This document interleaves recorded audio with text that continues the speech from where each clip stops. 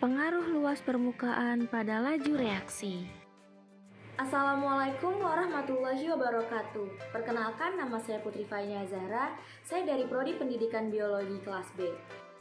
Tujuan dari praktikum kali ini adalah yang pertama untuk membuktikan bahwa laju reaksi dipengaruhi oleh luas permukaan reaktan untuk bereaksi. Dan yang kedua adalah untuk melakukan praktikum laju reaksi sederhana. Selanjutnya, alat dan bahan yang digunakan. 1 sendok, 3 balon, 3 botol kosong, 3 piring, 2 cuka dagang, 2 cangkang telur yang sudah dicuci bersih. Kemudian telur dipisah menjadi 3 bagian, ada yang besar, sedang, dan yang halus.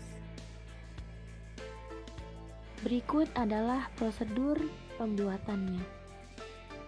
Siapkan balon lalu masukkan potongan besar ke dalam balon yang pertama.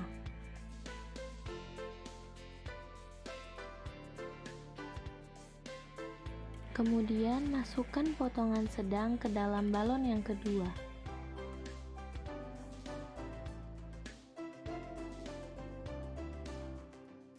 Selanjutnya masukkan potongan kecil atau halus ke dalam balon yang ketiga.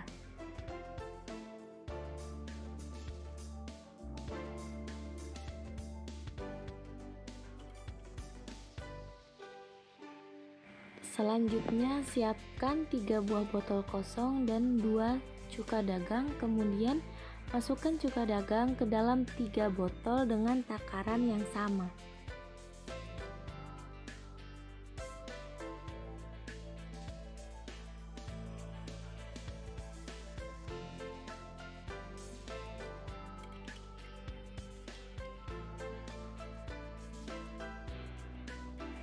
Tutup botol dengan balon yang berisi cangkang.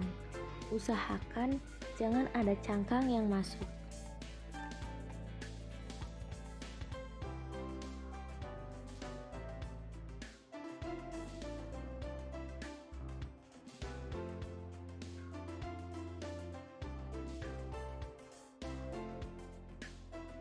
Setelah balon sudah tertutup, siapkan stopwatch untuk menghitung laju reaksi. Kemudian, masukkan cangkang telur ke dalam botol yang ada di dalam balon secara perlahan agar balon tidak pecah atau bolong.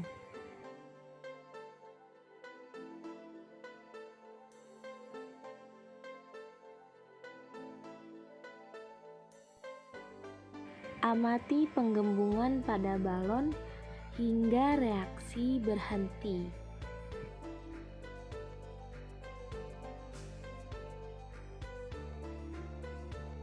Pada percobaan kali ini mendapatkan hasil, yaitu pada sampel kulit telur yang pertama membutuhkan waktu 65 menit untuk menggembungkan balon. Pada sampel kulit telur yang kedua membutuhkan waktu 33 menit untuk menggembungkan balon. Dan pada sampel kulit telur yang ketiga membutuhkan waktu 14 menit untuk menggembungkan balon. Berikut adalah hasil ketiga balon setelah menggembung. Pembahasan. Laju reaksi adalah kecepatan suatu zat bereaksi per detik. Pada percobaan ini dilakukan percobaan sederhana untuk membuktikan bahwa laju reaksi suatu senyawa dipengaruhi oleh luas permukaan suatu zat yang akan bereaksi. Untuk membuktikan percobaan sederhana ini, yang harus disiapkan adalah alat dan bahan yang dapat ditemukan di lingkungan sekitar sehari-hari. Pada percobaan tersebut terjadi reaksi antara kulit telur dan cuka dagang. Reaksi yang terjadi mengakibatkan terbentuknya gelembung-gelembung gas yang menyebabkan balon menjadi menggembung dan semakin lama semakin besar. Namun, pada setiap sampel kecepatan balon menggembung berbeda-beda. Hal tersebut dapat terjadi karena reaksi antara kulit telur dan cuka dagang bereaksi dengan sangat cepat dan berbeda. Pada percobaan ini dapat diamati karena adanya balon. Balon dapat menggembung karena adanya gas yang masuk ke dalam balon. Gas tersebut diperoleh dari hasil reaksi cangkang telur dengan cuka. Hal tersebut terjadi karena salah satu kandungan cangkang telur atau kulit telur adalah kalsium karbonat. Sehingga jika bereaksi dengan cuka akan menghasilkan gas karbon dioksida atau CO2. Reaksi yang terjadi antara keduanya yaitu CaCO3, 2CH3COOH menjadi CaCH3COO2 ditambah dengan CO2 dan ditambah lagi dengan H2O. Jadi, gas yang membuat balon menjadi menggembung yaitu gas CO2 atau karbon dioksida. Jika diamati, gas karbon dioksida terdispersi dalam cairan sehingga gas karbon dioksida dapat diamati seperti gelembung-gelembung busa berwarna putih. Dari percobaan berikut dapat ditarik kesimpulan yaitu yang pertama, semakin besar ukuran partikel, maka waktu yang digunakan untuk bereaksi suatu zat hingga habis bereaksi semakin lama. Yang kedua, semakin kecil partikel, maka waktu yang digunakan untuk bereaksi suatu zat hingga habis bereaksi semakin cepat. Yang ketiga, pada hasil percobaan dengan membandingkan ketiga sampel, maka laju reaksi dipengaruhi oleh luas permukaan untuk bereaksi.